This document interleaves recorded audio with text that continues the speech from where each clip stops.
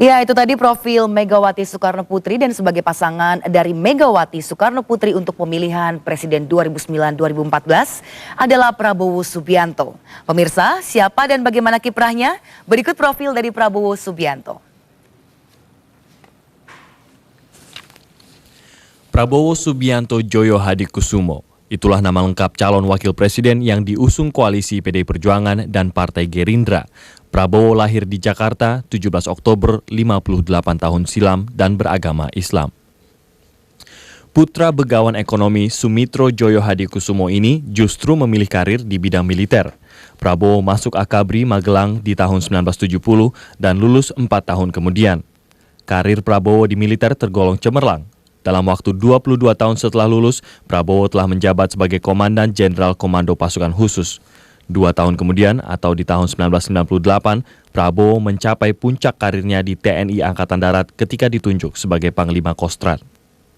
Banyak yang menduga karir cemerlang Prabowo disebabkan statusnya yang saat itu sebagai suami dari Siti Hediati, putri dari almarhum Presiden Soeharto.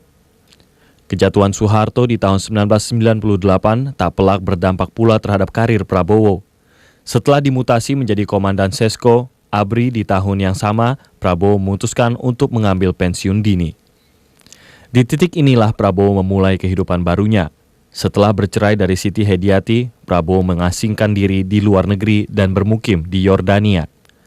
Lama tak terdengar kabarnya, nama Prabowo kembali disebut saat mengikuti konvensi calon presiden dari Partai Golkar di pemilu 2004. Comeback Prabowo di kancah politik nasional ini tidak berlangsung mulus.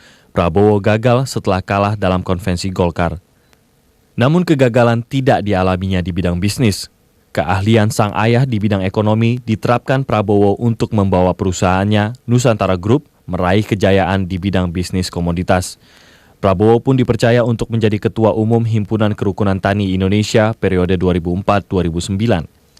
Ketegasan Prabowo juga membawanya terpilih sebagai Ketua Asosiasi Pedagang Pasar Seluruh Indonesia atau APPSI di tahun 2008. 1 tahun menjelang pemilu 2009, Prabowo membidani lahirnya Partai Gerindra.